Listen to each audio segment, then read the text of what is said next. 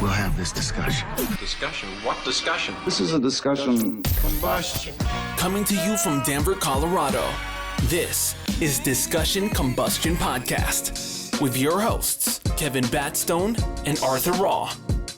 Hit the record button and send it. We got Nina joining us back here again.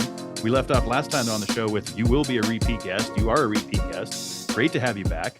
Thank you Good for to having see me you. back. Thank you so much. Yeah, it's great to be back. I was really excited when I got the message with the invite to come back again. It's been a year, I think, right?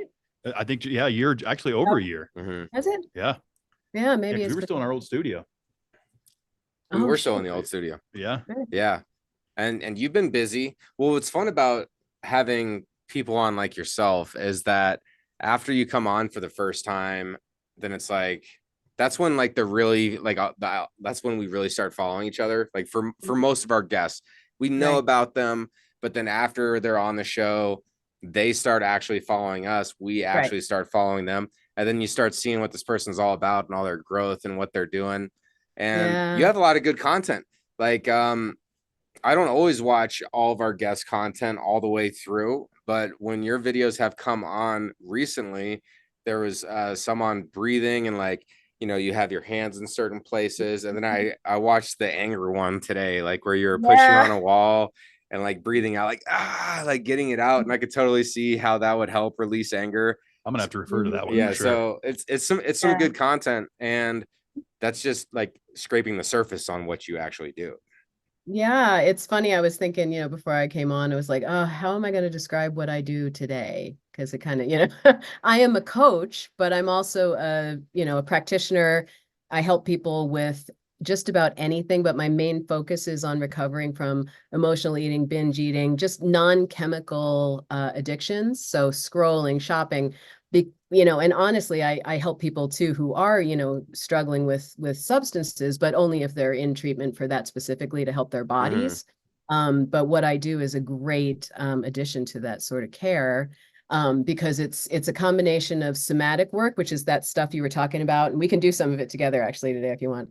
But some of these nervous system regulating things, exercises, and also, my regular coaching, which is, combination of cognitive behavioral therapy, mindfulness practices, awareness practices, taking charge of your story and rewriting, your past. It's trauma informed. It's clearing out old stuff and going, where did this shit come from? Is this me? Or is this something that I've just been carrying along with me that isn't really serving me for my highest good and becoming the person I want to be? So really, I mean, when people work with me, it's not just sessions, it's a transformation.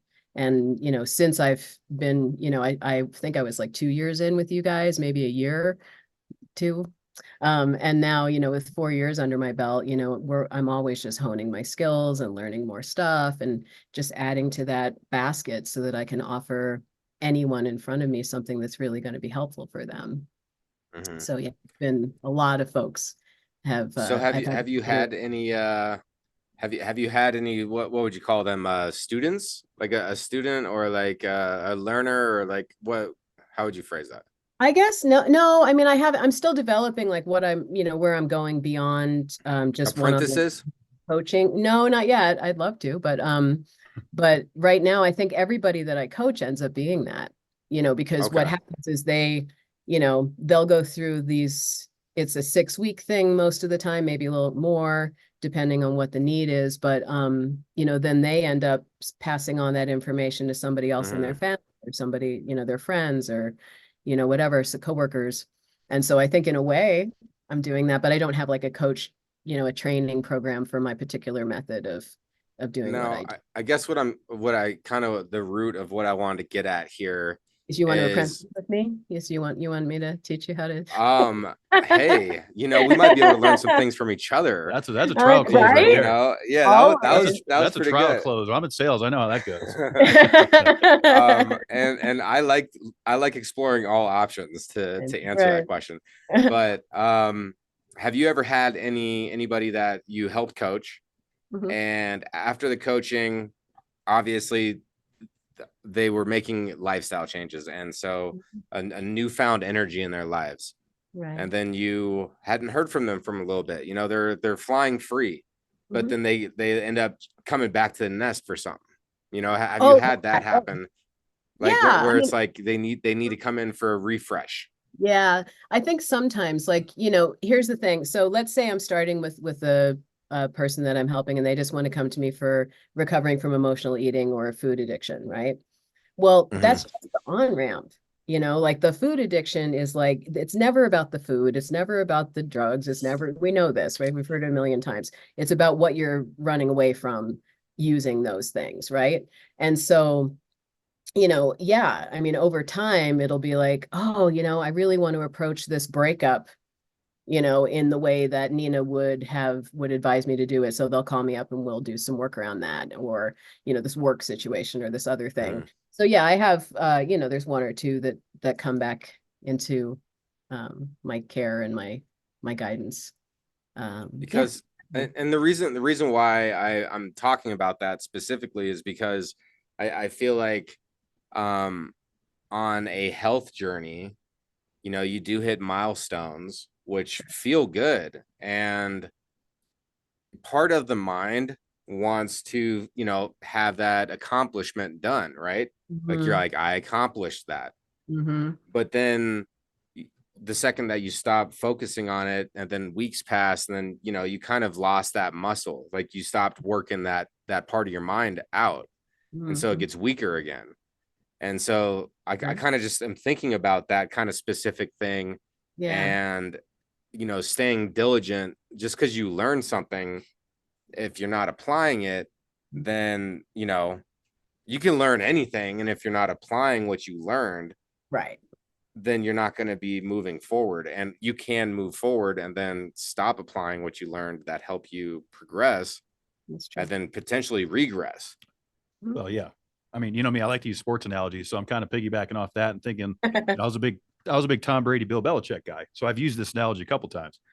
Brady obviously won a lot of Super Bowls. He threw a lot of touchdowns, but he was still being coached by, Belichick and a lot of these other guys, his offensive coordinators.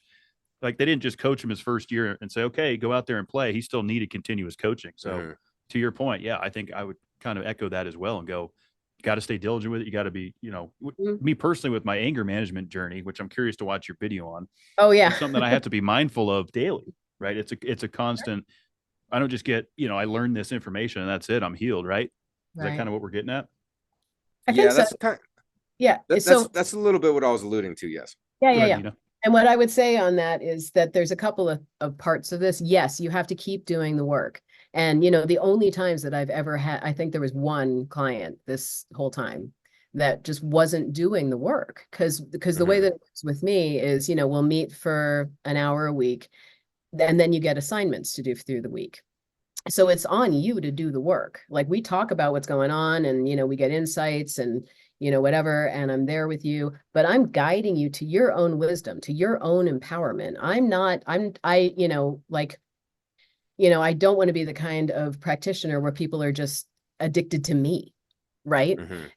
And so what I'm doing is I'm empowering people to use these tools. I'm giving them a toolbox to take with them to go off and do their life, right?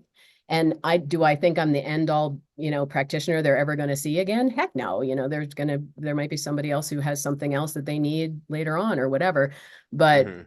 for the way that I try to work myself out of a job. I mean, that's my whole thing is I don't want to be my favorite session with anyone is the last session when we're sitting there and they're going, maybe like I had a client who, came in like this, and sitting on the couch across from me and they're Mhm. ripping up a tissue because they're freaking the fuck out. Can I curse? I forgot. Can I curse on this? Yes, Yes. you're good. Okay, good.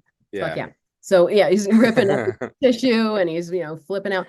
And then, by the end of it, he comes in, he sits on the couch, puts his arm up like this, crosses his legs, Uh-huh. and he's all open and there and present and Yeah. sovereign and in his Isn't power. it amazing how much Woo, right? body Yeah. language Oh yeah. speaks? Yeah. And we'll get into the whole somatic thing in a minute because I got something for you on that anger.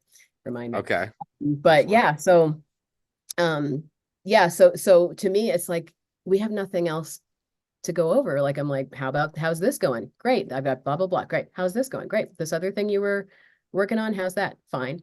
Oh, and I also had this great conversation with my dad that I didn't think I'd ever be able to have, or whatever, so all this is happening. And then we're like, hey, I think we're done.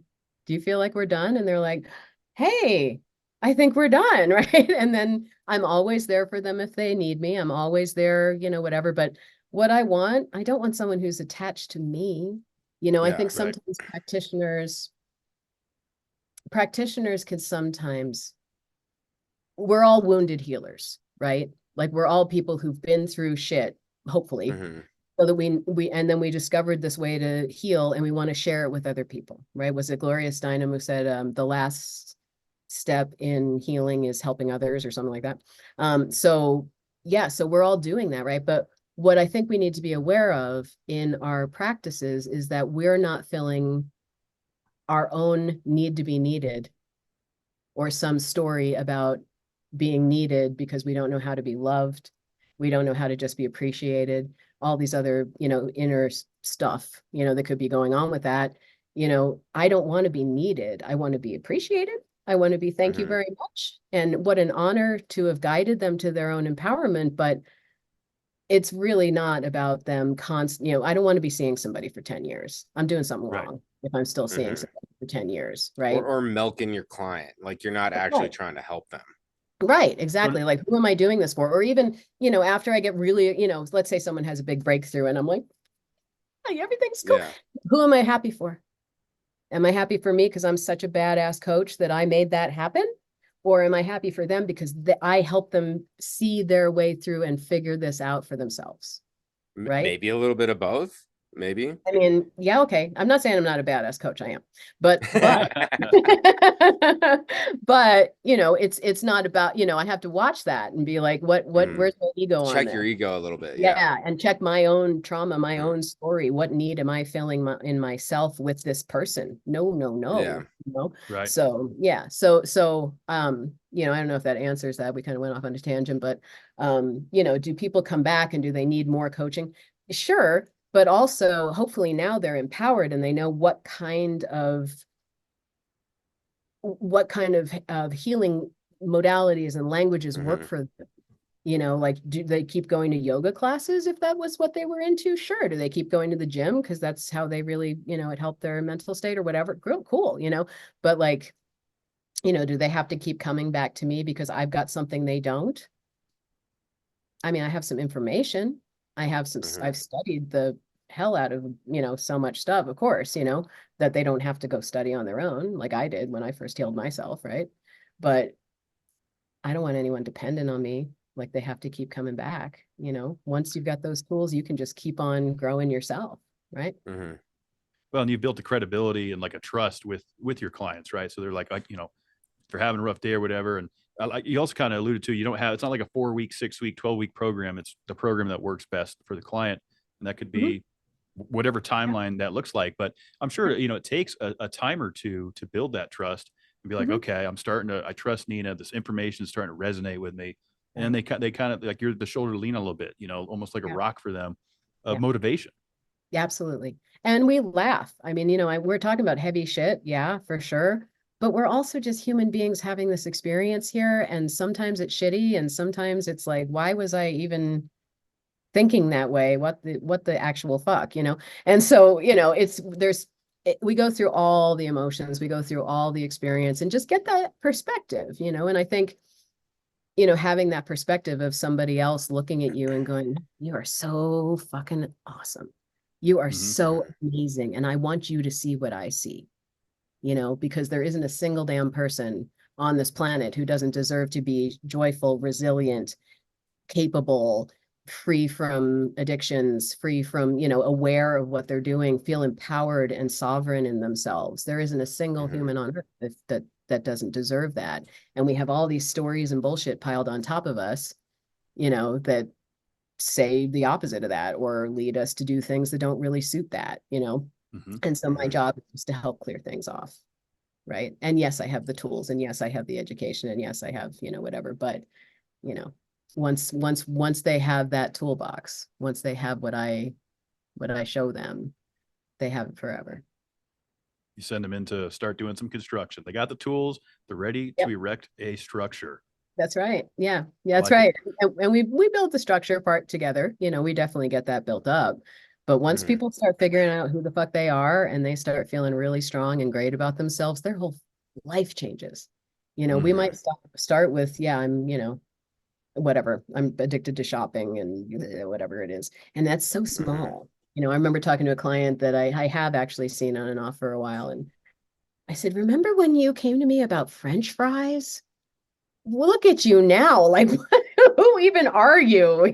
Like that's just such a minuscule little moment in time of Yeah. French fries are overwhelming to me. And now, it's like the layers and layers of revealing her true Mhm. self, her highest self are just like peeling away and peeling away. And oh man, it's incredible. Well, isn't that kind of funny? Like how the mind will justify it, right? Because she ultimately, and I had no zero about this other than what you just said, but in her mind, it was French fries, and that was what she could see, Mhm. what was happening. But Right. really, once you start peeling back the layers, there's a reason why the French fry is the thing, and that's kind of how Mhm. you were starting this conversation. Right.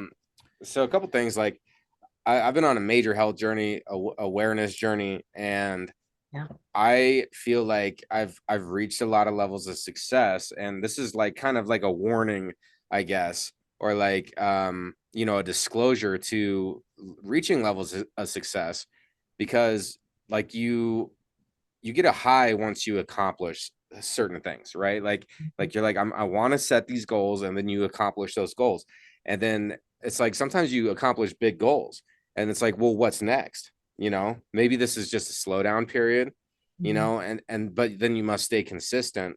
So I kind Mhm. of ask some of these questions because personally, um, I feel challenged by myself sometimes to like stay motivated. Like even though I know I'm doing the right things, sometimes I still feel like, you know, like there's an emptiness still that like Mhm. like you're trying to fill. And so that comes from different places. And even though I've like had growth, it's just like we have to continue to sharpen the tools. And Mhm. and I feel like I'm still sustaining happiness and like finding enjoying the present. I think that's where happiness is found, is right now, Right. right here, right now. That's right. Um, but like anyone who wants to make that big impact on their lives, like you have to realize that you might cross an intersection that was a big intersection to cross. There's still a lot of road left, and Mhm. you still got to stay maintained. And so that's just kind of some of the things that I'm dealing with right currently. So that's why I wanted to kind of pick your brain on, how Yeah. often people come back around, Oh, or, kind of your thoughts on sustained success yeah. beyond reaching some of the milestones. Yeah. Um, so that was my foundation on these questions here. Well, so here's the thing. We're we're so fucking hard on ourselves. Hmm.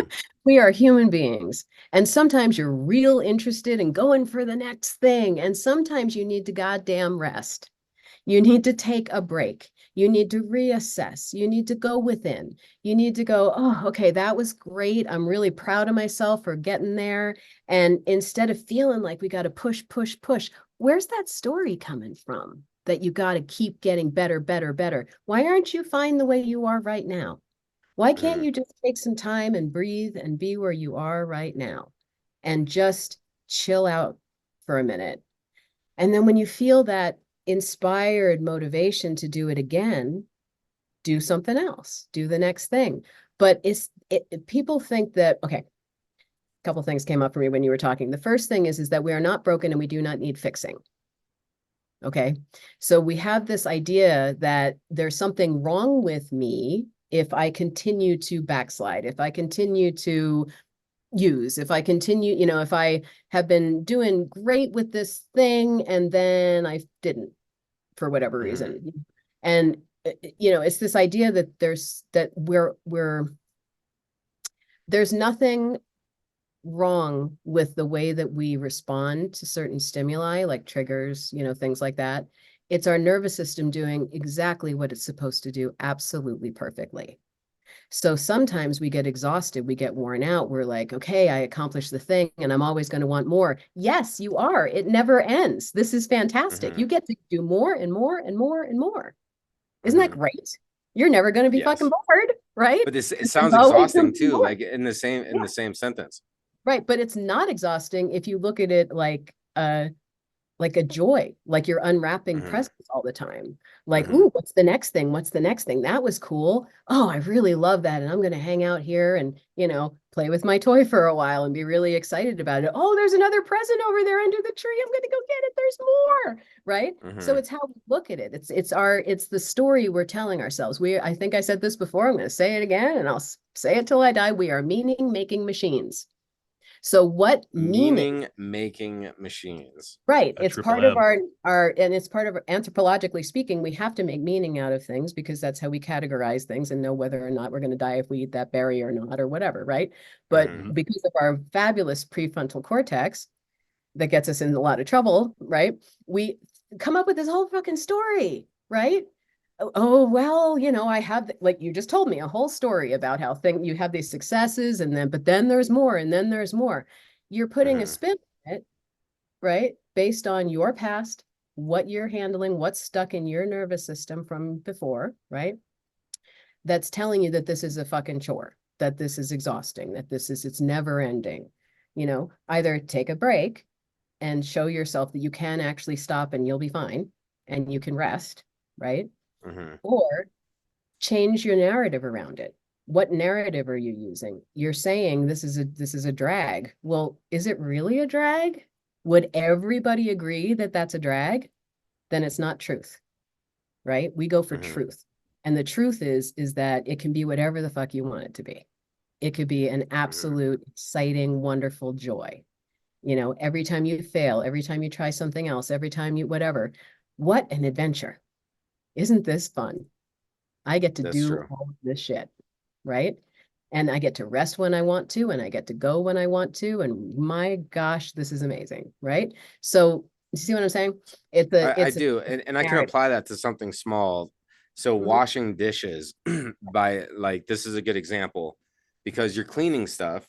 It's a chore. Most people Mhm. don't want to wash the dishes, but currently when I wash dishes, I'm thinking like, it's nice to respect all the stuff. I got to eat off this plate. People I care about got to eat off those plates, and I respect these plates. And so I clean the plates. I respect this place. So you clean it. So I totally understand that. And it's constant practice though. I do agree though, that it's like, or I feel like it's like, I don't know why, but I'm like stuck in this like fight mentality with it, Mhm. like a battle attack mentality.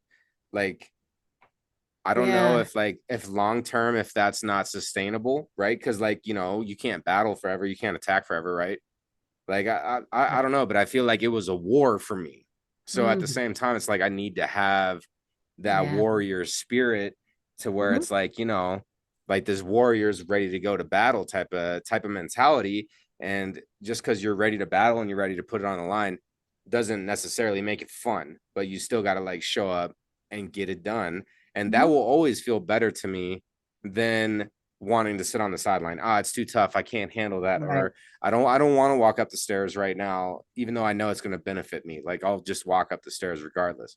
But Right. there's like that like mentality within it where it's like, yeah, I've achieved things, but I'm still like going to battle. Mm. I don't know, like really, that's like a whole session, I'm sure. I know. I'm like, But so we'll have a session. Maybe I've got yeah, on Tuesday. No. So yeah, that's like a whole thing. But it's like, well, here's the from thing, anybody man. outside looking in, like Yeah. I just want And to express these things here, yeah, like so people understand, like, I'm yeah. not seeing a finish line. Right. There isn't one. And that's like I said, the fact that there isn't a finish line, is that a joyful thing for you? Or is that a fight and a battle and exhausting? Mm-hmm. And that's just switching how you look at it. That's making it fun. Mm-hmm. That's gratitude. That's, instead of, I got to clean these dishes because, people eat off these that I love, or, oh my God, I've got fucking dishes. Like my kid and Yeah. I, whenever I'm feeling a little like with all that stuff, The other day, well, it was a couple weeks ago, and I just decided to go on a gratitude rampage, like being grateful for every fucking thing I could see. Right. So my kid was downstairs. He's 16, but he joined me, which was awesome. Instead of going like, oh God, there goes mom being weird. But we ran around. I was like, we have a washer and dryer in the house. It's right here. It's in the fucking house. We don't got to cut our stuff, put it in a bag, find the change, go downtown, wait for the stuff, bring it. We get to wash our clothes whenever the fuck we want. I can wash one washcloth if I want to. One and we ran over to the dishwasher and we looked at the dishwasher and went, oh my God, we get to put our dishes in the dishwasher. Oh, we have dishes. We opened the cabinet. Oh my God. We just ran around looking. We have heat. We have walls. We have windows. We have a dog. We have, oh my gosh, what a rich life we have. And it was super fun. And it helped put things in perspective, right? So there's that part of it, but that's the effort, right? The effort is catching what you're feeling and deciding, because we create ourselves with every choice we make. We're creating ourselves. We're either going to keep creating the same bullshit by thinking and acting, speaking internally or externally and acting the same way that we always have been, or we're going to say, wait a minute, that was old bullshit that I got fed by somebody else, right? We're programmed by the programmed. Right? So what program am I running right now? Am I running my own damn program that I decided I want to run? Or am I running my grandpa's or my dad's or my great grandpa's or whoever the fuck, right? So we take control, we take charge of that, and we make a conscious choice, right? And so then you get flack for running your own program. Huh? Like get flack from society when you, Kevin, I know you can speak to this.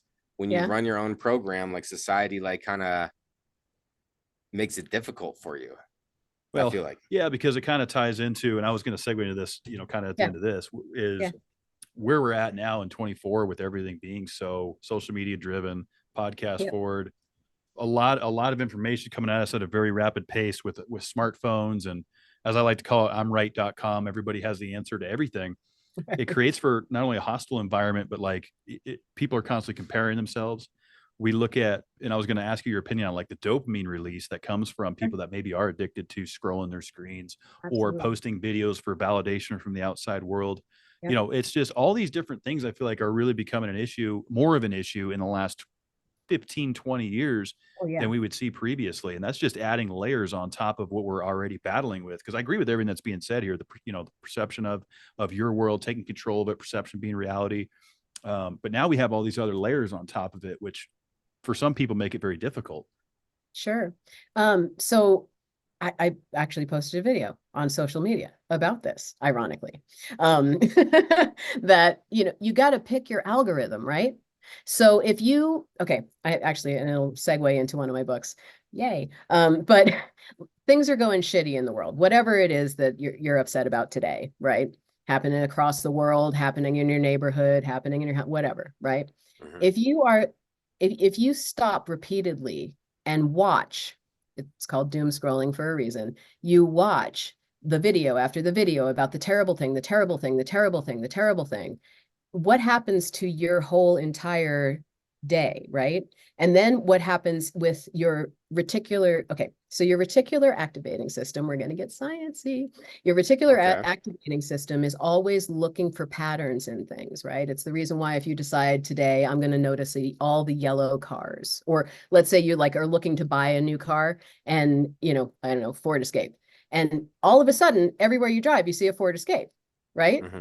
That's your reticular activating system listening to what you say you want to see more of.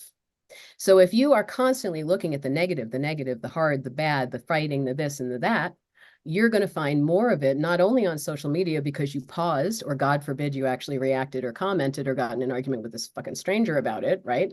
What a waste of time. Or when you go out for the rest of your day, someone's going to cut you off in traffic. Something, you're going to spill your coffee, blah, blah, blah, blah. And it just reinforces what you are looking for, right?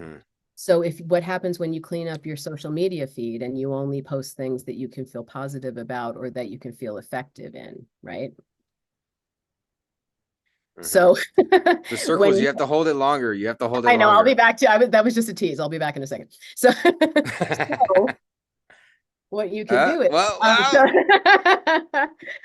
so what you're doing, what I'm getting at is, yeah, it seems like everybody's fighting. It seems like it's a really hard, terrible world out there. My feed is like people who are supporting each other, people who are calling attention to calls for action for things to be effective, for people who are posting, I don't know, rituals and recipes and fun shit, because that's Yeah, the that's algorithm my I'm creating, you know? Yeah. And so if it's a more healthy, positive algorithm.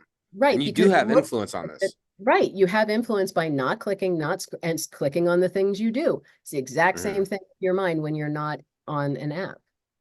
Focus on the things you are appreciating, focus on the things you're grateful for, focus on the things you love, focus on the things you want more of, and you will get more of it, because not only law of attraction and all that shit, but your reticular activating system in your fucking brain is actually making you notice more of the stuff. And when you are vibing, Reticular active system.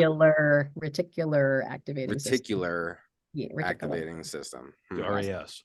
That's See, it. like I talk The affirmations and RAS. subconscious. Oh, you're showing but, off. He was like, RAS. He's like, yeah. Yeah. I like acronyms. Yes. I've never And heard the- of that one before. I haven't Oh, either. yeah. I- But it's actually called the RAS. I thought you were being a smart ass. No, it really is. Oh no. I Oh, just yeah. turned everything. I just turned everything into an acronym. Like the MMM you said earlier, we're the Yeah, meaning yeah. maker, or whatever. That's a Meaning triple M making right there. machine. Yeah. You just did that? That's- You're like, triple M. Yeah. That's a triple M. Mhm. We got a Oh, triple yeah. M alert here. Watch your, yeah. Yeah, so watch your algorithm on what you're scrolling and what you think the Mhm. world is like because of what you're watching, because I tell you, there's like a billion other perspectives on it, right? Yeah. And also, yeah, and work where you're effective. So where I was going to go and with the book thing, but so there is shit happening in the world, and we can't deny that there's some pretty crazy shit going on in the world. And what people It's a are wild doing journey. is they are posting scenes from, more of this negative, blah, blah, blah, blah. We are fucking aware. We are fucking aware of what's going on over there and watching it all the time. How is that changing anything? All Mhm. that's doing is making me a person who's not adding to the love and the peace and the joy and the positive energy in the world, right? Because Mhm. now I'm in the bucket with the rest of the crabs. I'm in the shitter too, right? So what is effective, you take action. It's not like you're turning a blind eye to it and being like, all privileged and shit or whatever people will yell at me about. But it's about being effective and doing what you can to change the world in the ways that are actually going to do something. And so it's a practice that I called the circles of effectiveness that I developed with, helping people with this and with myself. And then I wrote a book on it. You can get on Amazon. And we will leave that link below. The link is there. But it's how to take effective action when the world is on fire. And the top here says, stop doom scrolling and do something, right? Mhm. And our brains are not made to constantly be taking in all of this negative stuff. It's actually not made. Our brains aren't developed enough to even take in more than reading a fucking newspaper and watching the 5 o'clock news like we used to do, right? Mhm. So it's affecting how our brains are developing. And there's lots and lots of studies about that, right? So what I talk about in here and what I do with the clients and myself and my family and everybody is we work in these concentric circles where we're actually making a difference. And the first circle is us. Mhm. We feel like, I know there's a lot of people who feel like, because the world is all shitty and stuff is, whatever, that they feel guilty or bad if they take rest or if they take a bath or if they do something for themselves or they're eating nutritious food and they're, loving the people. You have to start with you. Because God, if you want to get into like conspiracy shit, they want us exhausted. They want us worn out. They want us overwhelmed. They want us to feel ineffective, right? So what do you, yep. So what do you To do? feel scared of an eclipse that nothing happened. Right. Although pretty good What for the fuck was that ritual. shit? I know. Okay, that was, sorry. I had to say that once. I so had to say it once. disappointed that the rapture didn't happen. I was like, oh, I know. more I like you're on had Earth? I had Oh, my damn it. gun ready and everything. That's that FM, that Yeah. fear mongering. Yeah, get that I know, FM right? out of Yeah. here. I know. Okay, so the inner circle is us. Okay, though. so the first circle is us, Yes. right? So yeah, and the way That would have been like a 20-minute tangent if we allowed ourselves. I to go know, off no, on that. yeah, pull it, Yeah. rein it in, boys, rein it in. Pull it back. Pull it back. So the first circle is us, and then I have a little thing about blah blah blah. You know what I just said, and then the next circle is your household. So Okay. if the circle comes out just a little bit, right? So what if we're so worried about what's going on the other side of the world, that we're not checking in on what's going on in our kids' world. If we're so distracted by all of this stuff going on out here that we're not giving attention and love and care to the people right in our home, right? Or fixing problems that we might have in our home, or whatever it is, right? Or if you don't have people in your home, your plants probably need some fucking water. Get a grip, right? Or if you don't have any plants, you should probably get some plants.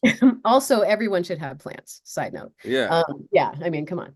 And Not there's the some houseplants. just can't kill. Yeah. And then you go to your neighbors. It's an HHP.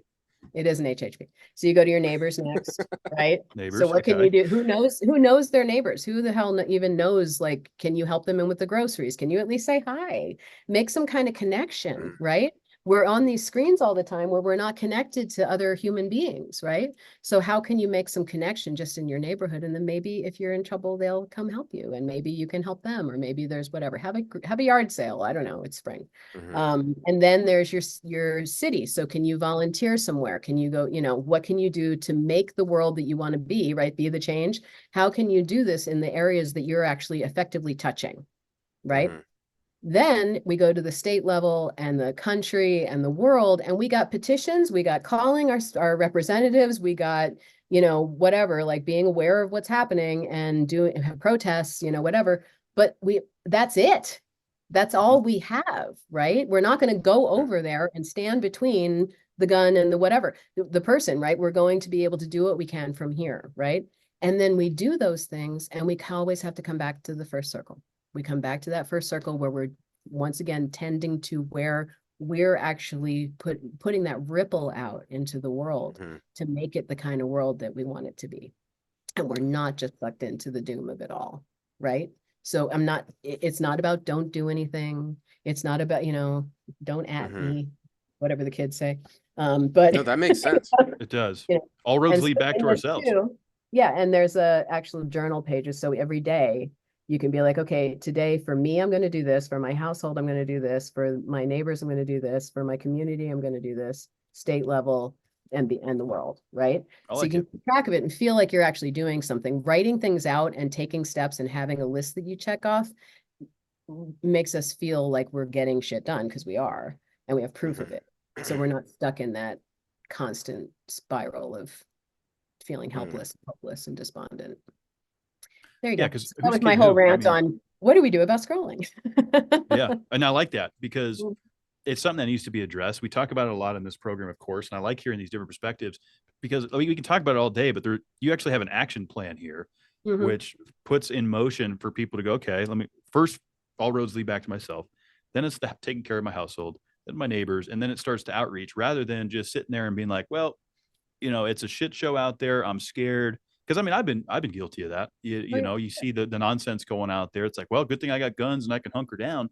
The mind's easily to go there, to kind of go into defense mode a little bit. So I kind of like that proactive action plan of controlling what you can control and not worrying about what you can't. Yeah. And it's not to say don't touch on the things that you can't, because I believe we all have some, if there's enough of us yelling about it, but also you can't live there. You can't camp there. Because it doesn't do any good, and all it does is make you completely ineffective in all of the other circles, right? Well, and I have like this whole thing on, so growing up, okay, being selfish was like kind of taught to me to be a bad thing. And in a lot of circumstances, being selfish is a bad thing. So if we just change that word a little bit, and we switch the word to like something like, self, like, looking inward, you can look inward, and then that could then be a positive thing instead of saying selfish, because if you're not looking inward and taking care of yourself, then you're more susceptible to getting caught. And I've talked about this. I don't know if we explain this to you, or like this whole, and this isn't my concept, but how the subconscious mind works is like a whirlpool, what is it in the water? Is it a whirlpool? Whirlpool Is what they call that. So it's like a whirlpool in the water, and the natural path of the subconscious mind, when you're just kind of, it's just going, you're not thinking about what you're thinking about. It's just autopilot. You got to picture the thought process like you're in this pond or whatever, and it has a whirlpool in the middle, and negative thoughts are natural, and that's like what pulls you in. And then when you're constantly talking about drama, you're constantly talking about all this stuff, you're like in the whirlpool, you're repeating the negativity, you're an echo chamber for the negativity, you see it everywhere, like what you're talking about. And then so as you start to take these conscious efforts to change what you're seeing, you can know that all the bad things exist. We can't be ignorant and say that bad things don't exist. Right. So we have to still acknowledge that, but you could be more conscious of, I'm so fortunate to have a laundry machine, or I like to go on walks, and I really get focused on the walks and like, wow, listen to these birds, look at all this stuff around me. There's so much life around me, and getting present in that. Sure, there's like all these wars happening, but I'm not focused on that. So like the more conscious that you are, the further out of this whirlpool that you get, and the calmer the water gets. And so like when you're stuck in it, like it's harder to get out. But then as you continue to consciously make this effort to swim out of the whirlpool, the water gets more calm. And then the reminders are less. So like what I'm kind of talking about, like with I don't know, some of my personal stuff is like, I'm like, I feel like I get relaxed, and then I don't swim as hard. And then like I start getting pulled back into the whirlpool, and then I got to start paddling again. And it's like this thing, right? But I like what your book's about. And as far as like acknowledging things, but not allowing it to be your focus, I believe is like one of the main probably points to it, right? Right. Yeah. And also just, like I said, being effective where you can be. It's not saying don't take any action. It's saying wake up and realize where you're actually going to do what you want. You want to change the world, and it starts with us, but it also circles out. And yes, you can touch on all of these things. But again, like you were saying with the doom scrolling, and, your feed is full of angry and mad and violent and this and that and the other thing. And mine's not. So it must not be absolutely true. Right. That's a good point. So, yeah. Who is it? I mean, I'm not saying you are like this, but there is this expression that's, we don't see things as they are. We see them as we are. Right. And what I would touch on with that is that we see things that need healing in us. We see, if we're having a lot of anger, a lot of frustration, from our past that's stuck in our nervous system, again, that reticular activating system is going to look for opportunities to resolve what's been stuck in our nervous system, right? And, it either shows us something about ourselves, right? Like, what is this showing me about me? Or what is this showing me that's in me that wants resolution, wants to be resolved, wants to be looked at, right? So, with you guys, with just stuff that's stuck, I feel like I do this and then I get pulled right back in. I'm still working, I'm still fighting this thing that won't. So do you guys know about somatic healing at all? Like body, like nervous system? That's the hand things. Like breathing techniques. Okay. So no, I don't know about it. Okay. So somatics, it's Peter Levine is the big dude, with the whole school of thought around it. And he's just amazing. And it's been around for a little while, at least for like 10 years or something like that. But it's just absolutely mind blowing how these practices of embodying and allowing and observing without the story and letting the nervous system feel what it needs to feel actually is the ticket to quieting down those things that we're constantly fighting with. So I'll explain a little more. So trauma, let's say, there's the traumatic incident that happens, and there's a spectrum of trauma. It can be anything from, terrible acute thing happens, right? We're attacked, something horrible, or it can be any situation where you were not able to complete your nervous system's natural survival response. Okay. So an example of that is, a kiddo in school raises their hand and they say something stupid, or the kids laugh at them, even if it wasn't, and they're shamed and feel horrible about themselves. And they just shove it down and go, oh, okay, no, I hope nobody sees me. And then what happens when you're an adult? You don't want to raise your hand. You don't want to speak up. You don't want to whatever, because that part of you got stuck in that time. It got stuck in your nervous system, that response and reaction. Now, if the teacher came over and said, you know what? I'm sorry everybody laughed at you. I actually liked what you had to say. Response complete. It had resolution. Another good example is like, in nature shows or whatever, you see the gazelle, is it, that's chased by a lion? Is that the right animal for the right continent? I think They so. chase everything. Okay, Yeah. fine. So yeah, good so let's Mhm. I'll just so a gazelle, so a gazelle's running away from a lion, right? So wait, so gazelle's chilling, eating grass, totally cool, everything's fine. Uh-oh, lion, fuck, right? So the gazelle goes into the gazelle's nervous system, not thinking brain, right? The nervous system goes fight, flight, or freeze, baby. What are we going to pick? And fight's not going to work very well. Freeze isn't going to work very well. Flight, let's do it. So the whole nervous system floods with all the chemicals and everything goes, and zoom, there goes the gazelle. The gazelle gets away from the lion, right?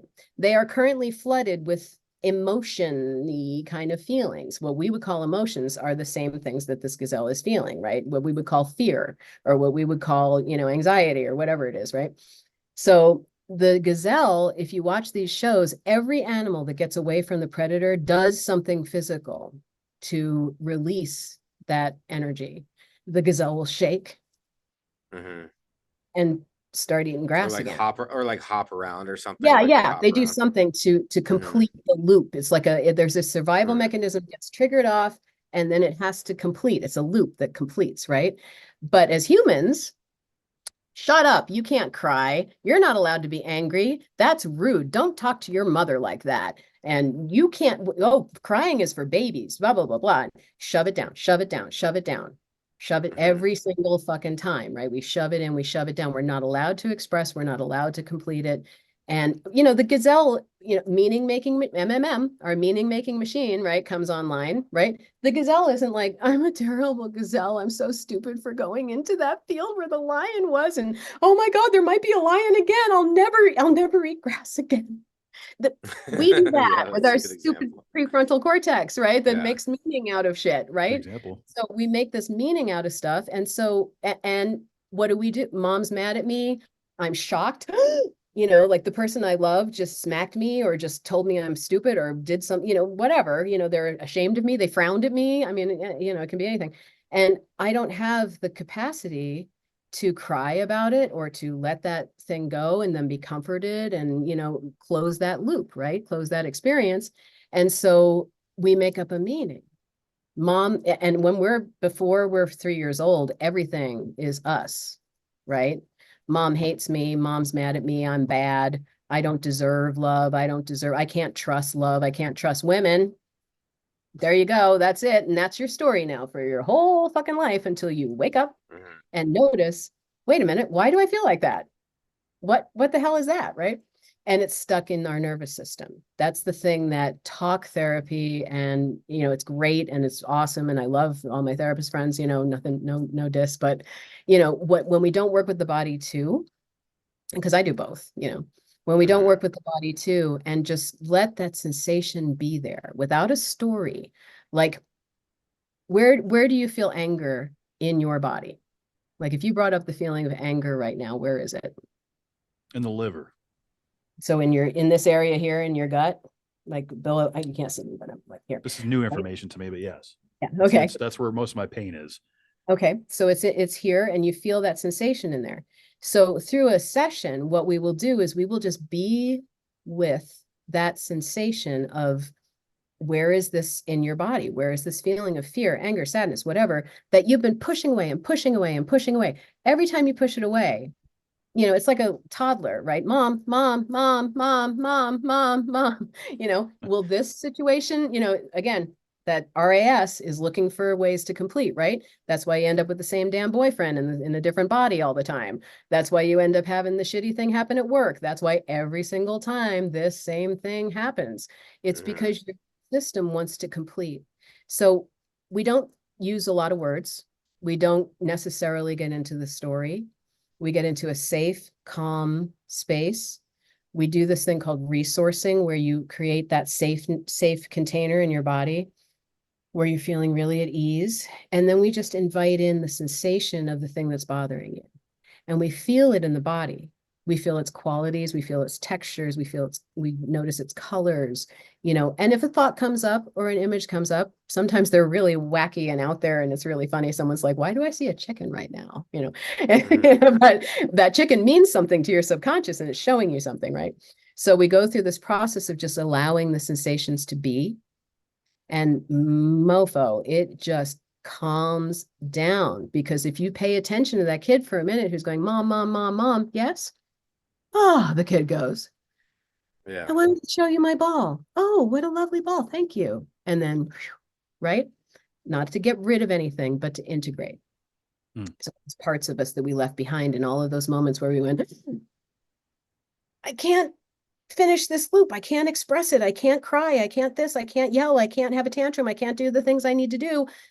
And all those moments of stuckness are still stuck in there, and they come out sideways in all of these other ways. So just being with that sensation through these sessions is just remarkable. And, it's not always in one shot sometimes, but, sometimes it takes, a few of these to do those things and peel away those layers. But it's such a relief to have that moment of attention and having that safe container that you create for that space, for that thing that has been vying for your attention for so fucking long, to be able to have the floor for just a minute. Like, I hear you, I see you, I'm so sorry, I've been pushing you away and ignoring you. And So that's like, been acknowledging like grief, or acknowledging so a lot of the stuff I talk about is things that I learned. So it's like, we have to experience our emotions. And if we try to push our emotions away, people don't want to feel sad, but it's important to feel sad. We should be observing how we process life, and if we can look at ourselves feeling these emotions. I know it might sound weird, but we observe ourselves feeling the emotion, then that way we can actually process it. Because I feel like sometimes people are afraid to actually look at it dead in the eye and really figure out this is it, right? And that's what's so cool about doing this somatic processing. This, it's from shout out to the school, the Center for Healing in Australia. They're amazing. And they teach this, but it's allowing the body to process. Because I think I know what people are the most afraid of is that they don't want to revisit the pain again. They don't want to go back there to that incident again, because it terrifies them, or they feel like they're going to be overwhelmed again. And that's why there's this step-by-step process of creating safety, creating a container, creating, the first few sessions, there might be nothing more than just building up that sense of safety and resourcing in a story or an image or a place in the body or whatever, and then slowly allowing this disturbance in a little bit at a time, so that it has a space to exist just for a little bit, right?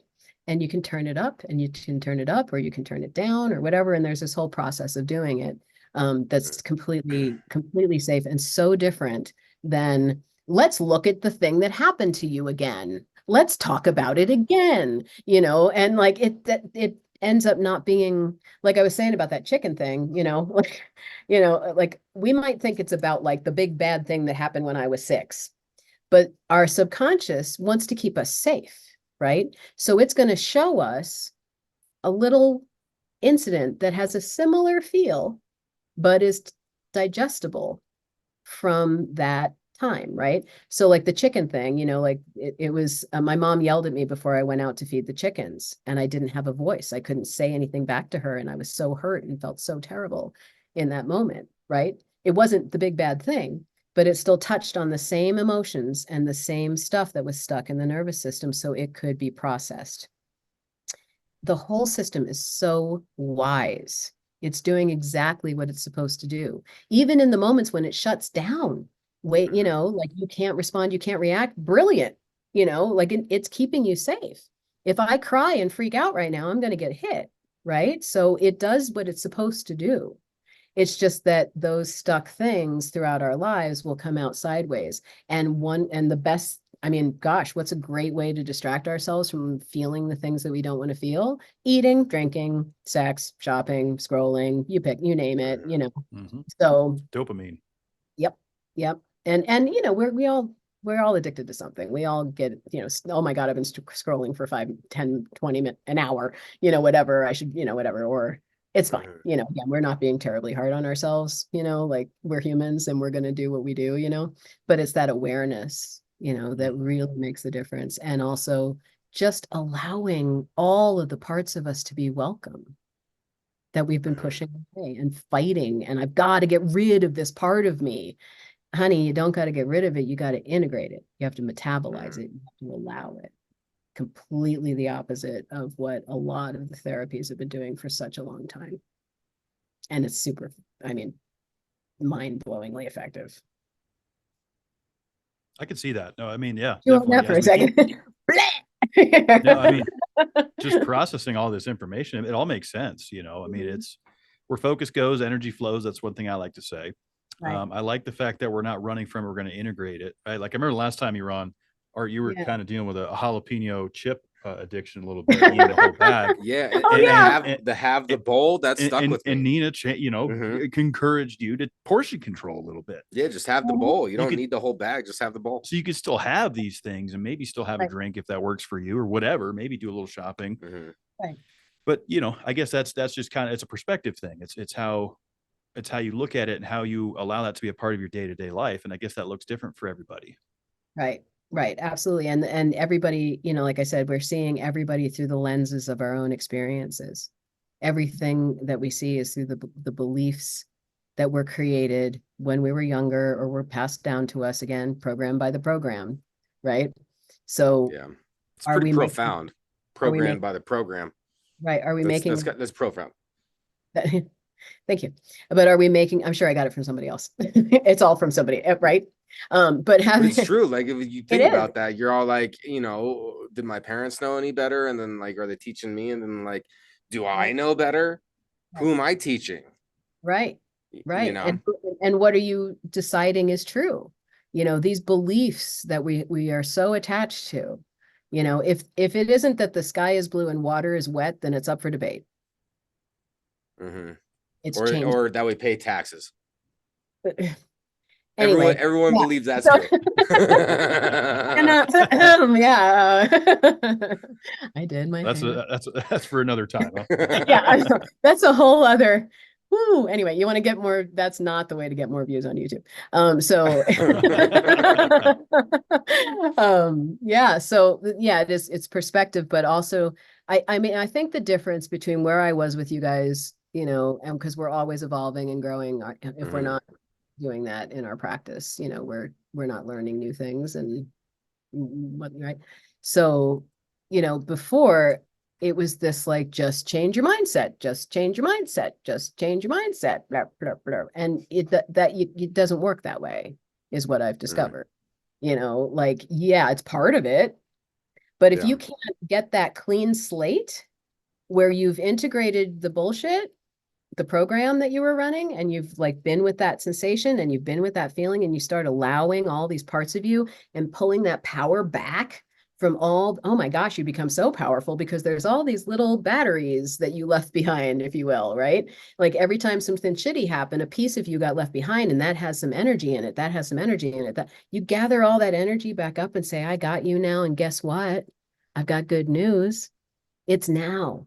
And now is full of infinite possibilities. Now I can, I want to decide. Now I'm going to write my own program. I'm going to decide what beliefs I want to keep and which ones I want to throw out. I'm going to decide who I am and how I want to be in the world. And you can recreate yourself. But first, and I think the thing that's been missing with all of the toxic positivity and the, you know, law of attraction stuff with like, just stay in a high vibration. Well, that's not human. And recognizing that you're going to have moments of low vibration and loving them, loving yourself no matter what. To me, the answer is just unconditional love of fucking part of you. And your anger deserves love. Your, frustration, your battle, everything that you're talking about that seems to be something you're coming up against, if you love it and allow it and say, hey, hi, old friend, irritation, you're back again. How's it going? What do you want to show me? Ooh, you feel like, hot, prickly, oh, right here in my gut. Okay, we're going to be with that. Yeah, I feel you. Yeah, hot and prickly right there in the gut. And I swear to you, you do that for a few minutes and it starts dissolving. Yeah. That's what's been missing. There's a power to acknowledgement. So basically this is like the steps, okay? Is first we must make an acknowledgement of our current sensation or of past sensation, which is then causing the current sensation. That doesn't matter. Like you don't need to add a story to it. No, you don't need to add the story to it at all. Okay. So the pat, like just let's just stay present. That's so right. acknowledging the present, Yep. and then like having a neutrality with it to where it's like you're not judging it, you're allowing it to be what it is. No stories, no thoughts, no where did this come from? No, let me analyze the fuck out of this. And no, this must be from that time it's for and blah, blah, blah, blah. Nope. You're just being with the sensation of it. What a color is it? What does it smell like? What does it feel like? How is it heavy? Is it light? Is it dense? Is it see-through? Is it, just being with that sensation and allowing it to be there and breathing with it, which will get me on to my next thing about breath, but go ahead. Oh, and just my last piece there was, with the acceptance and now neutrality that we have embraced, to do our best with that. And I feel like as long as we're trying our best, and sometimes my best yesterday might have been like phenomenal, and then my best today might be subpar, but as long as like I am giving it my best, then I know that I did that. I feel like those are like three pillars, and there's hundreds of pillars, there's just three pillars that I'm kind of picking up on right now. Yeah. Well, and also, not trying. There's so much efforting going on, right? Like relaxing into it, accepting, flowing, ease. Like, how can things be more easeful, right? Where we're going, yeah, I did that. I'm really proud of that. I had a killer day yesterday. I was super productive and that feels good. Today, looped. And I don't feel super productive. And that's great too. And I'm going to listen to my energy. I'm going to listen to my body. I'm going to befriend myself. I'm going to befriend every part of me and go, what do you need? What do you need right now? I need to lay the fuck down for a little while. I need to take a walk. I need to whatever. And yeah, there's all of these skill things like how to, stay focused and do productive. Humans just sometimes need to fucking rest and slow down and not be constantly, oh my gosh, we're so, like I said, we're just too hard on ourselves. And what that leads to is I've worked so hard today and I've done so many things for so many people. This is me, by the way. I do this. So, I deserve a brownie. I deserve a drink. I deserve to go shopping. I deserve to do this thing. And no, we don't have any money, but it doesn't matter because I'm going to shop anyway because I need to feel better for a minute. I deserve it. Because we're efforting all the time. And we feel like we need reprieve. What if you don't have that much that you're always going to have something like that? There's always, we have entertainment as people for a reason, right? There's nothing wrong with it. But what if most of the time you're so like just going with the flow of how you're feeling and what you're doing and making plans and things, and it's exciting and it's fun and it's, you're allowing all the, oh, that's an old feeling. Oh, hey, I haven't checked in with you. How you doing? Okay, cool. You can be here. Guess what? I have great news. It's now and we can do this. Come on, come along with me, right? What if we're more in coherence with our heart and our body and our minds and our breath, and we're just being a little bit more and we're not constantly efforting around, right? Then we don't have the desire to grab the food or to grab the drink or to grab the whatever person or whatever we're grabbing with consent, right? So, so yeah, so just roll that around a little bit, like how much efforting am I doing through my life? Like, is this all about like, the one who dies with the most self-help books wins? No, it's about being a person and allowing all the parts of what that is and being that observer, which it might go over people's heads, but you got it, brother. We are the observer of our thoughts. We're the observer of our beliefs. We're the observer of our actions. And when we're sitting in that seat of awareness, which is what we really are, there is so much peace and so much choice and so much love, just love, more love, right? Yeah. I totally agree. Totally Yeah. agree. Need the loves. Bob Marley said, Yes. one love. Yeah. So yeah, it's more about No, allow. it's an enlightening conversation, and it's so easy to complicate. Like, humans have a knack for overcomplicating things. Overthinking. Yep. When really the answer is pretty simple. It's all pretty simple. And honestly, one of the areas that's helped me, and like, sure, like I might still like smoke weed or whatever, or I might, have some drinks every once in a while or whatever, but I sure as hell don't do painkillers anymore. And that's like a huge thing for me. And it's just like being in the present. Like that's Yes. helped keep me where I'm at and happy and content, right? Because like, oh, and like side note though, it was like a year and a half, 2 years after I did a painkiller, I felt the painkiller high naturally. And like that was a milestone in my own like head to like Wow. get that sensation sober. Basically, I was on a walk when it happened, paying attention to nature, living in the present is when that happened. But yeah, living in the present is definitely like having this conversation and like, being here with one of my best friends and like, absorbing the space that we're in, Mhm. is that's life. And it's so easy to overthink and overcomplicate when really it's super simple to tie this all back in. Is Yeah. if we could just focus on the now and this is all we have, this is all that matters.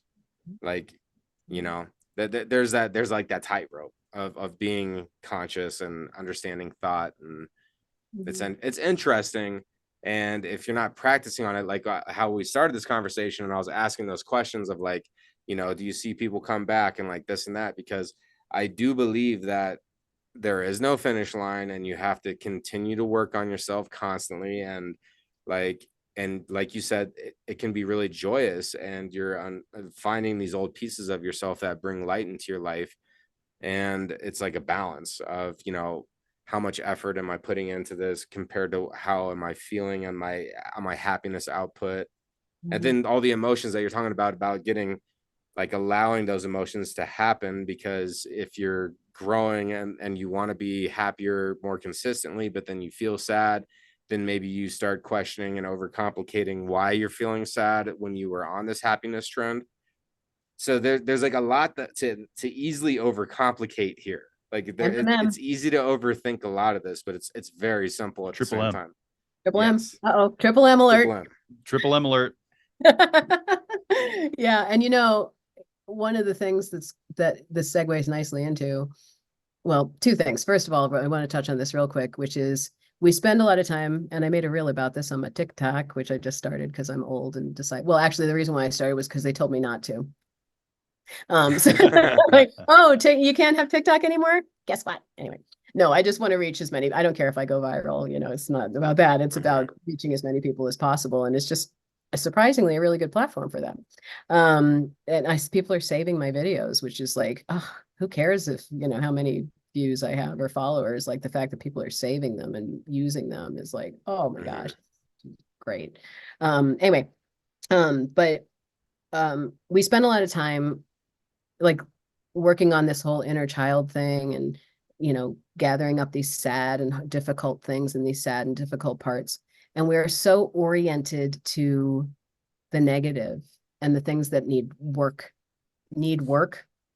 And again, nobody's broken. We just have stuff covering up our beautiful, glorious, amazing selves that we came here being, right? So if what if we asked our inner child, what makes you happy? When was a time where you felt joy? Even if you had the crappiest childhood on earth, there was one moment, most likely, where you were like, oh, I'm at ease and I'm doing this thing. Maybe you're just stacking up sticks in the woods. Go do it now. Expand on that, elaborate on that. Bring that little child and say, we get to do what you wanted to do when you were there then, and we get to do even more. What else do you want to do? How can we play? We don't play enough. We don't like, again, that joyful running around and looking at the dishwasher and the washer and dryer. Where's the joy and the crazy and the fun and the silly? Sean Antonio with his Fuck Yeah Fridays. Like every Love it. Friday, he messages everybody and goes, what are you doing for Fuck Yeah Friday? And we all got to put on music and dance and get crazy and woo, whatever, and just be stupid because we take all this shit so fucking seriously. And that's what drives us to this perfectionism story. I have to constantly work on myself because I'm not there yet. Brother, there is no there yet. We're there now. I know, right? We're there now. That's We the are misconception currently here, right? It's just about clearing off all the crap and embodying this now and pulling all those parts that we've been pushing away and saying, come on, we got this. And look, we can create whatever the fuck we want in this very moment by every choice that we make. Let's fucking have fun with it and do it. Let's fuck up. Let's do something awesome. Let's fuck up again. Let's see what this is like. And what if I touch that? It is fun fucking up. It is fun. Depending on how bad that fuck up is. I mean, well, right? There's severities of fucking up here. There's something. There is. But as long as you're full sending, as long as you're full sending, That's right, I that's like right. the full send. Send it. Send it. That's right. Let's what I was join the ride. I know we got to end soon, but what I wanted to bring up, you were bringing up presence, and it's so underrated, and we do it all the time. But there is nothing that brings us into presence better than breathing consciously, right? So and when it's free. teach, it's free and it's always there, and we are not doing it enough, right? Brian Ridgway is a great teacher. And he teaches about just this circular breath and this presence breath, he calls it. And you're breathing down into your belly because we're always holding our guts in. Don't get me started on that, right? So we're always holding our guts in and being tense and tight. Babies, when they breathe, their bellies go way in and out, and it's all belly breathing, right? So consciously just really breathing brings us into that presence. And that's why exercise does that, is because I was talking about belly breathing and diaphragm breathing earlier today. Were you really? I just wanted to mention that. Yeah, I was talking. So is belly breathing like better over what's the difference? Just pay attention. Just pay attention to your breathing. Breathe purposefully. Now, I will teach you one thing, that the belly breathing is great. I don't want to say what something's good or bad. It just do whatever. Just breathe regardless. Good to you right now. But one of the things that is good to know is that when you breathe out longer than you breathe in, it tells your nervous system that you're safe. Because what happens when we're freaking out and the lion's chasing us is right. Start to hyperventilate. Yeah. We breathe out with that sigh. So that's why we do those exercises where we put our hands somewhere that feel comfortable. We put our hands together, we do this. There's all different kinds of connection. So you can put your one hand on your chest and one hand on your belly, right? And take a breath in and breathe out with a sigh. Let your shoulders drop. What is it with that natural, I feel like you breathing. I was doing that natural. Oh, sorry. Lo siento. Breathe in and out a few times.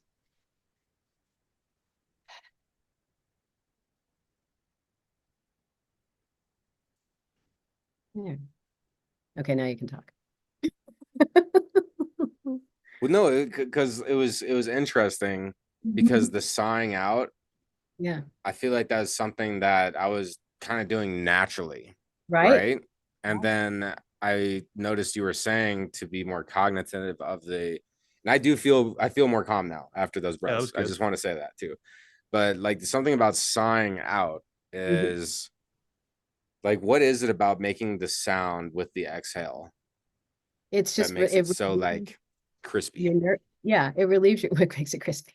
It relieves it relieves your nervous system. You can make a noise. You're not hiding from a predator, right? We make that noise when we're tired and we have a good yawn. Right? That's true. Mhm. Yeah. I do that. So it's that, right? So it's the noise that comes with it, and that and opening the throat and opening that, like I'm not going to get all witchy here, but I can do.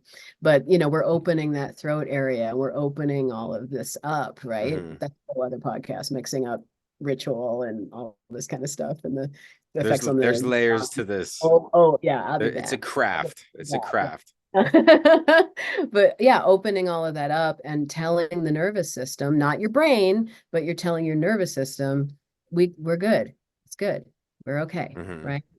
And when you're feeling angry, right, being with that anger, right? I guess we need to tag you in the video, but but one of the things that I was teaching was to push against a wall and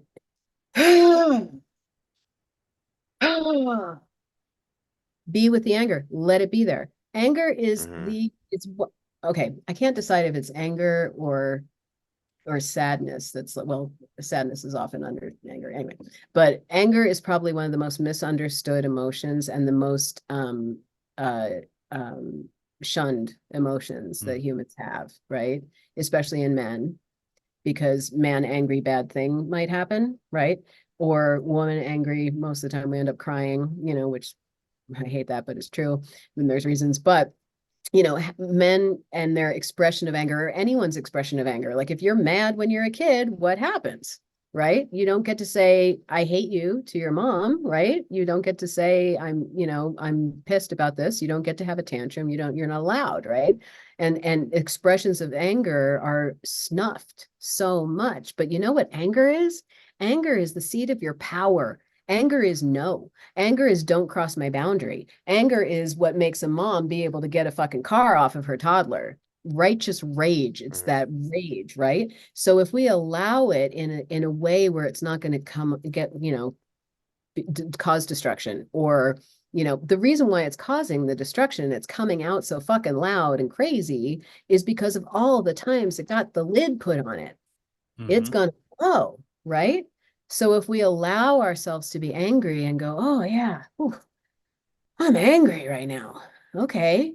And you just let it do its thing, feel it, be with the sensations on it, not with the story of I'm angry because this fucker, this, that.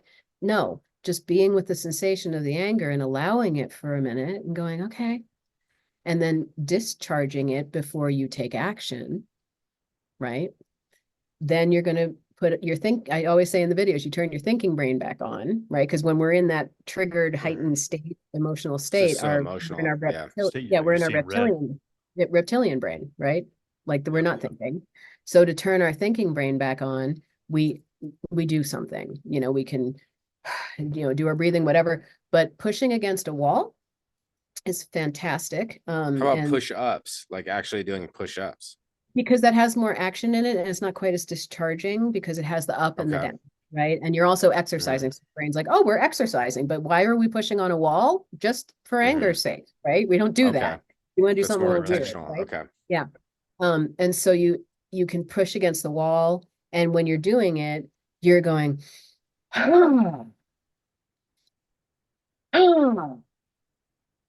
right? Like get crazy, get loud, right? And we're like, oh, she's making loud sounds. How embarrassing. Oh, fuck that. Like we're people and we make sounds, Yeah, who cares? Right. And so do it, like get it out, right? And then Yeah. you'll notice that your breathing starts to go, ah. Closing the cycle. Then you get off that wall and you, okay. Now I'm angry and I have something I need to say to you. And we're going to Mhm. talk about this. Then the Right. thinking brain comes back on. I can just picture that, like somebody Yeah. pisses me off next time, and I'm like, I got something to say to you, but really quick. Wait, I'm I just gotta like push on pushing this wall. against. Well, I'm I just was pushing gonna against the tell wall. you. They're like standing over, like, oh shit, I don't know if I want to do it. I'm like, ah, that would be that. That's kind of Like, oh, funny, but never mind. you would change the dynamic of that conversation. Yeah, You'd be yeah, like, right. I'm out. live So something action. else you can do in the moment, because I also teach that, because like, I had this whole video, someone asked me like, how do I set a good boundary? And we were talking about how boundaries are not something where you're telling somebody else what they should do, but you're telling them what you're going to do, right? So a Mhm. boundary is, you suck And if you keep talking to me like that, you need to stop talking to me like that. It's, if you continue to speak to me this way, I will remove myself from this conversation. And then if they continue to speak to you that way, you do, right? Yeah. That's about, right?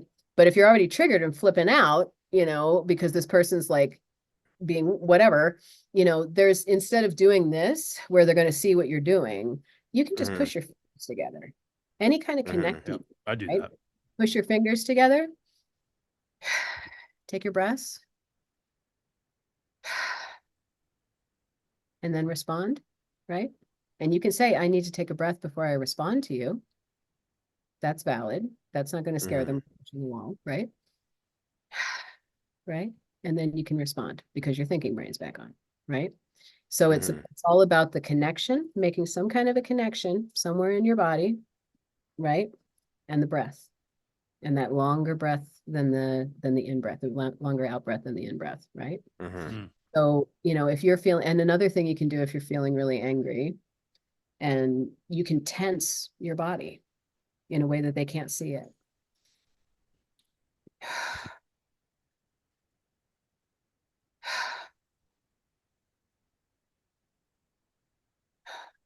I Right? think I've done that naturally. Yeah. Yeah.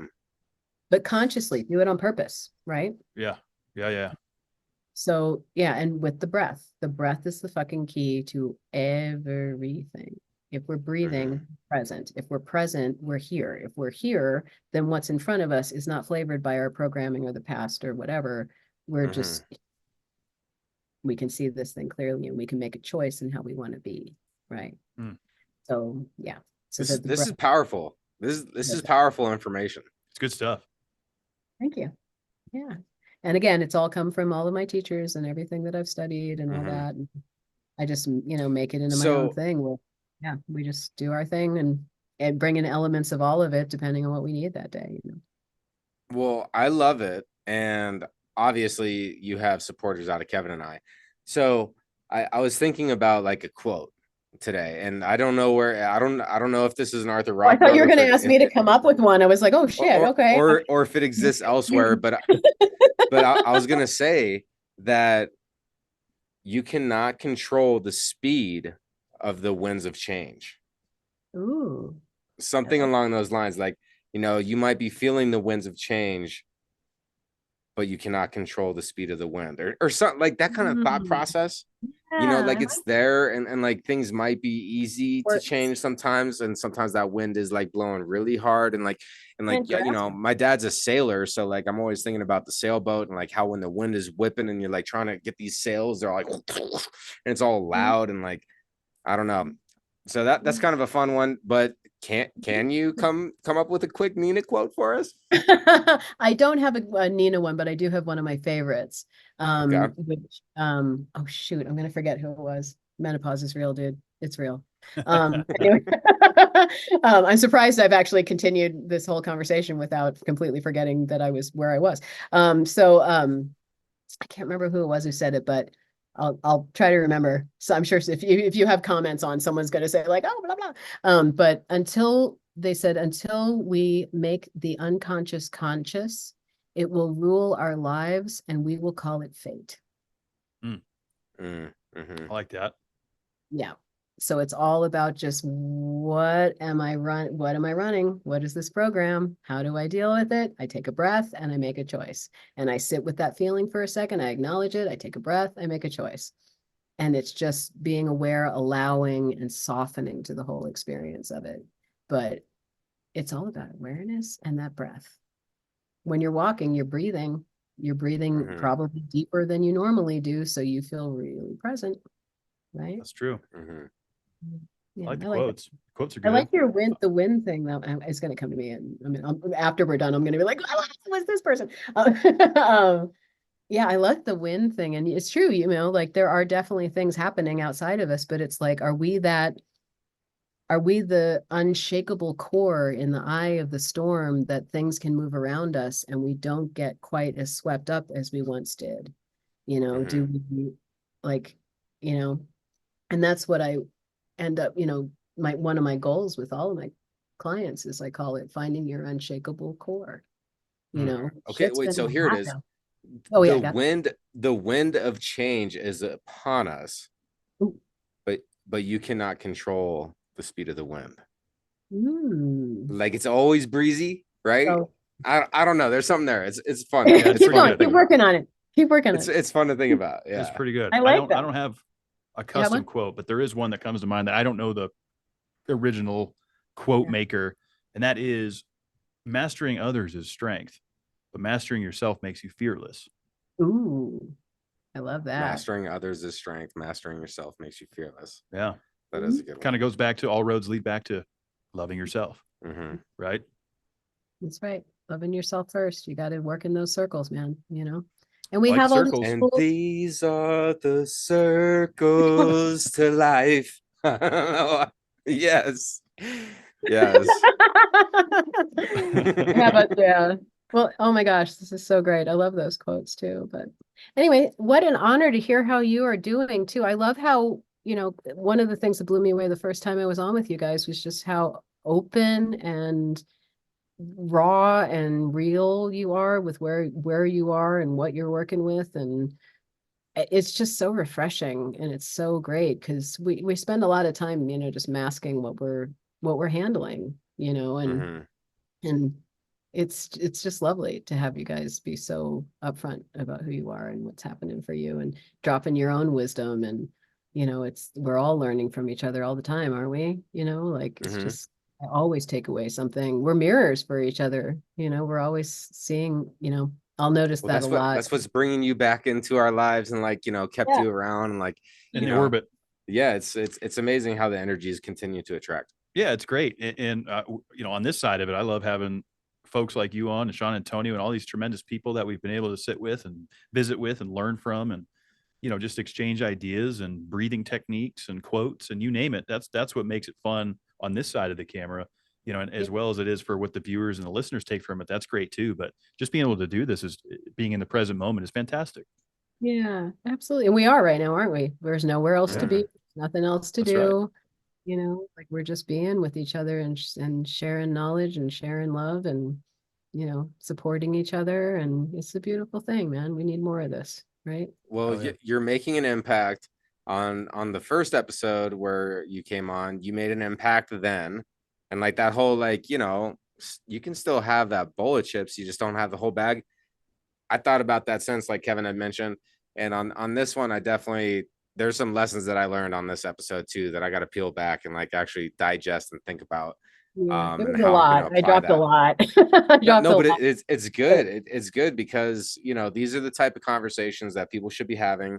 Acknowledging, if we're feeling bad, acknowledging if we're feeling sad. That's part of the essence of living. These are the emotions that we sense, and to put that in a closet and try to hide it is counterproductive. So there's just so many great things. We will definitely guide everybody to all of your pages. And I wanted to make sure this was on the podcast, but Nina sent all of her links, everything was super professional. And you already packed it out. That was super professional. And I wanted to give you a nod to, making it super easy to help share what you do. And what an honor it is to do that. Thank you. Yeah, it's been great. And yeah, I'm so glad that you can share that stuff. And, if people want to grab the book or get in touch with me or whatever. Oh, and I should mention too that if anybody does want to chat with me, my email's great. I do have my website and now I'm very much sliding scale because, things are a little rough out there. But it's just a no commitment chat to start, where we just talk about what you're struggling with, what I do, and see if we're even a good fit. Because it's not going to work if we're not. So it's just a little chat, and when we just get to know each other a little bit, worst comes to worst, we go, hey, no. Yep. And if you're listening to this right now and you think you should do that, just act on it within 3 to 5 seconds. Don't talk yourself out of it. Your intuition is telling you that for a reason. That's right. That's right. Yeah. There's no, one of the things that my quote that I'll quote for myself, if I may, is the every moment that you don't start is one less moment you're going to have being where you want to be. I like that. So how much Yeah. longer are you going to put it off? Because all you're doing is cutting the time shorter and shorter where you really want to be, right? And remember, I'm living It's true. proof, guys. Like I was addicted to food. I was in a real bad place. I was, went using stuff and all the crap. And, I don't even recognize that part of me now. I'm a survivor It's of, beautiful. SA and domestic violence and all different. This is not me just being like, oh, I'm a middle-aged woman and I'm going to share all of my wisdom with the people. Like I went through some shit and I figured out how to get out of it. And now I just keep learning more and more and more ways to help other people out of it too. And of course I use this stuff with myself. So, let's be real and let's just get to work, man. Time's a wasting. Love it. As Wayne Gretzky says, you miss 100% of the chances you don't take. So it's Yes. time. Let's get after it. Let's take a shot. My goalie kid. We just went to go see the Kraken. We love them anyway. Well, you're amazing. If anyone you already know this, but it's always still encouraging to hear it. You have epic energy. You're amazing. You're making an impact, a positive impact on the world. And again, we are honored to be able to share it and help lead people to you. You're fantastic. And it's such an honor spending some time with you. We could probably sit here and talk for another 2 hours easy. Oh, this would be a Rogan. Yeah, for sure. we could easily get it. Yeah, We were just scraping the surface. Well, have me back again. We'll play some more. Yes. Yeah. Come on down to Denver for a visit. We'll get you on the couch. I know. I got to do that. Yeah. I know. It's like a straight shot couch drive. over here. Oh, that couch right there. I know, Yeah, what couch? The You couch? use the pillow. You get comfortable with that pillow. Oh, I love Yeah. that. So comfortable you can make noises while you exhale. Yeah, that's true. Yes. Ooh. You can have a live action breathing session. Just think of the possibilities. That's all we do for like an hour and a half, is just breathe the whole time. People are like, oh, Yeah. It's like that's the one that goes viral. That's know? the one I that know. puts it on the map. People are like, that one part where they didn't realize, but all their breaths were synced up. That changed my life. It's big work here. That's right. great. That's good stuff. Well, Nina, thanks again for your time. It's a great show. This is one I'm definitely going to play back because there was so much information to unpack. I got to listen to it again. Yeah. So that's always a fun feeling to leave these. I think we got all your stuff in the show notes down below for our viewers and listeners. Just cruise down there and get in touch with Nina. And this was a lot of fun. Absolutely. That was great. Thank you guys so much. What a blast. This was really lovely. Thank you. I'm all filled. Thank you. Our pleasure. And I'm going to be pushing on some walls. You goddamn guarantee it. And everybody out there tuning in, please be good to yourselves. You deserve it.